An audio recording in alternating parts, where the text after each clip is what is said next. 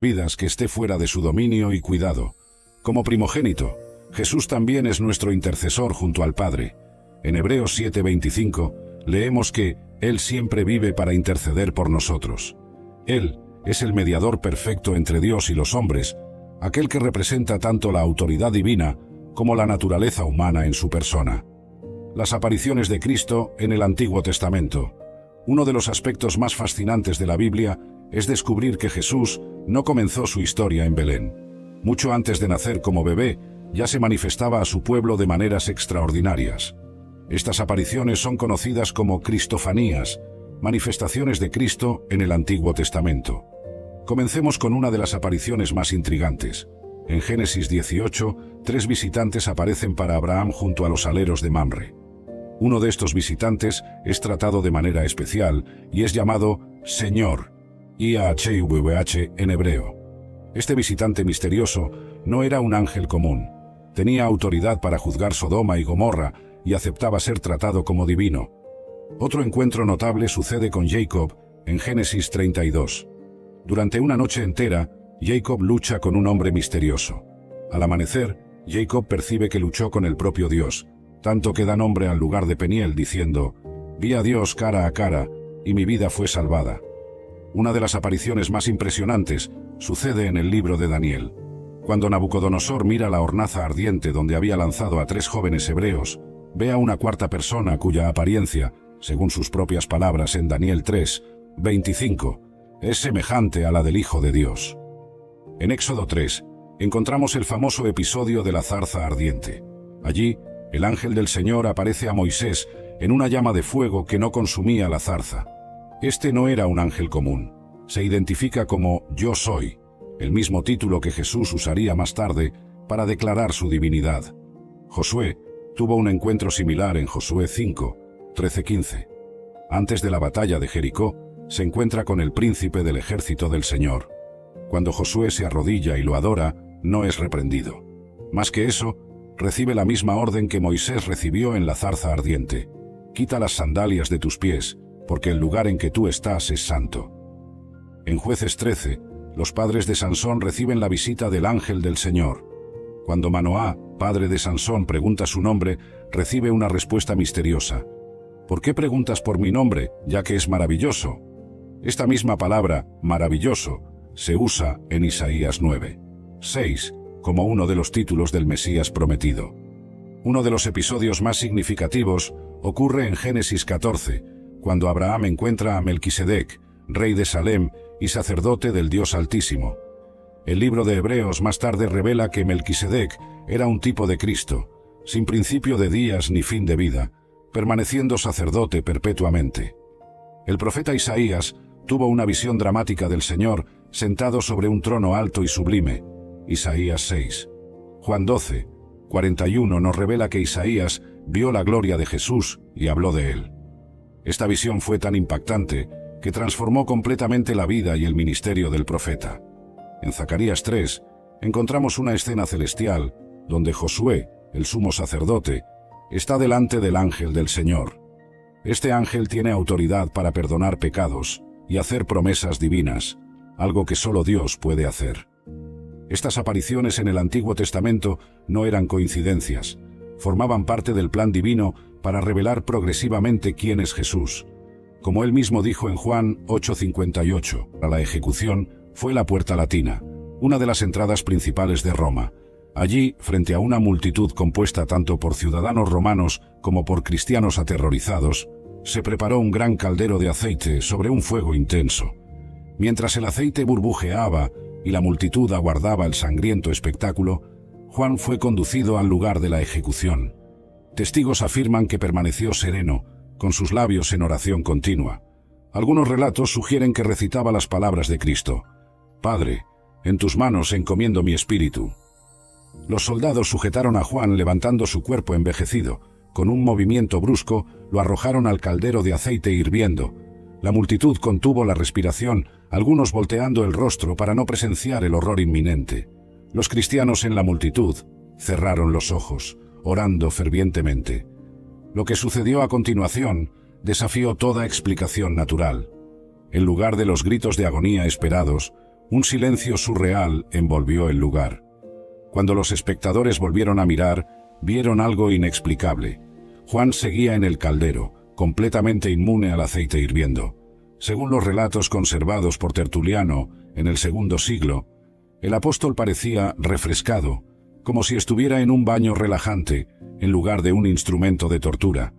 La escena evocaba recuerdos de Sadrac, Mesac y Abed-Nego, quienes habían permanecido ilesos en el horno ardiente de Nabucodonosor siglos antes.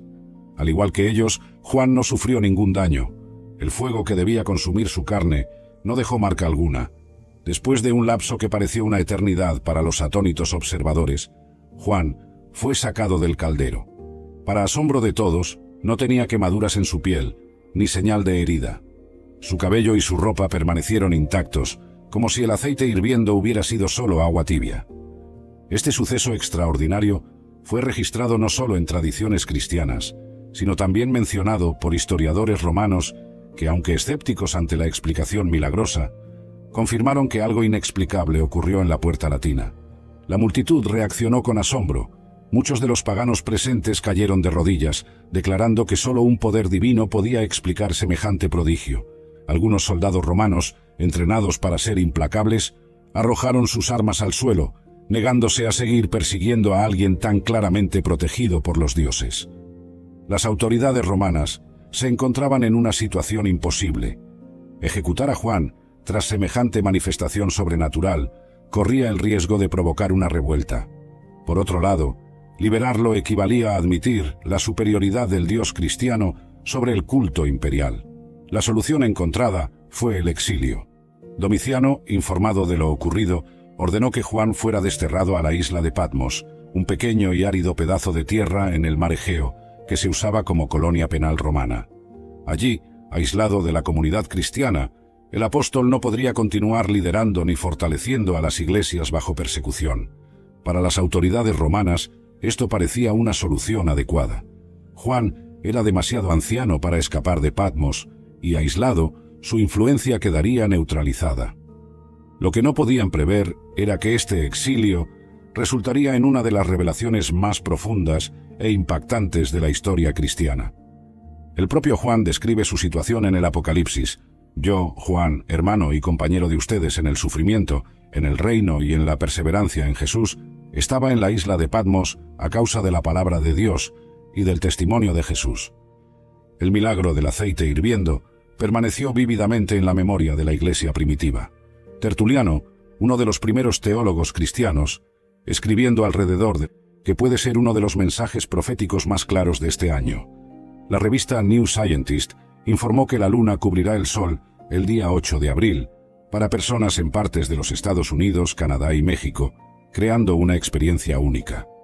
Un eclipse solar total es un evento maravilloso, explica Patricia Riff, de la Universidad Rice en Texas. La temperatura cae de forma abrupta, se oscurece en medio del día, y es posible observar estrellas y planetas. Existen también fenómenos únicos para observar antes y después del eclipse total, como sombras extrañas y los llamados anillos de diamante, que son brillos intensos de luz causados por los rayos solares pasando por la superficie irregular de la luna. Luego, Forbes reporta, ¿con qué frecuencia ocurren eclipses solares? Un nuevo mapa de la NASA, mostrando la distribución geográfica de eclipses solares totales, reveló que un lugar específico en la Tierra experimenta un eclipse solar total una vez cada 366 años, en promedio. Esto hace el evento del día 8 de abril algo notable, especialmente en partes del sur de Illinois, Missouri y Kentucky. Ahora, bajo la óptica de la profecía bíblica, observemos esto. Sabemos que una de las razones por las que Dios creó los cielos fue para darnos señales. Jesús, al alertarnos sobre la venida del Hijo del Hombre, nos dijo en Lucas capítulo 21, versículo 25, que habría señales en el sol, en la luna y en las estrellas. En la tierra, las naciones estarán en perplejidad por el bramido del mar y de las olas. Jesús estaba hablando directamente a nuestra generación. Él dijo que veríamos señales en el cielo. Entonces, cuando estos signos comiencen a aparecer, miremos hacia arriba y levantemos nuestras cabezas, porque nuestra redención se acerca. Mis queridos, mi tercer punto es que no debemos considerar esto de manera aislada. Cuando miramos la profecía bíblica, debemos hacerlo en el contexto apropiado. No podemos simplemente afirmar que estamos en los últimos días porque vemos signos en los cielos. Debemos considerar qué otros signos nos han sido dados para observar. El aumento de falsos profetas y falsos maestros. Jesús nos advirtió que en los últimos días, la principal cosa contra la que debemos protegernos es el engaño. Y entonces, mirando los eventos actuales, vemos guerras y rumores de guerras, problemas y pestilencias en todos los lugares ahora. Uno de los principales mensajes de la Organización Mundial de la Salud tiene que ver con la enfermedad X e identificar cuál será la próxima pandemia y cómo será. Además, estamos viendo una apostasía, un alejamiento de la fe. Hablando proféticamente, hay tantas cosas que nos fueron advertidas en la Biblia que están ocurriendo ahora. La profecía bíblica del fin de los tiempos se está desplegando justo ante nuestros ojos. Por lo tanto, aquí está mi pregunta. Si Dios estuviera hablando, ¿lo reconocerías? Y si lo reconocieras, ¿lo entenderías? Sí, en estos días, quizás no tengamos un profeta como Moisés, que tuvo una experiencia directa con la zarza ardiente, pero si Dios estuviera hablando con nosotros y nos dijera que vigilemos y oremos para que estemos atentos a los signos de los tiempos, estarías escuchando. Desde el punto de vista bíblico, Dios no está limitado a una sola manera de comunicarse con su pueblo. En Job 38, versículo 1, el Señor responde a Job desde dentro de un torbellino. En Éxodo 19, versículo 18, Dios anuncia su presencia a Moisés de manera extraordinaria, con la Biblia diciendo que el monte Sinaí estaba cubierto por humo porque el Señor descendió sobre él en fuego. El humo ascendía como el humo de un horno, y todo el monte temblaba grandemente. En 1 Reyes 19, versículo 12, Elías encuentra al Señor no en un terremoto, ni en un fuego, sino en un suave susurro. Esto nos muestra que la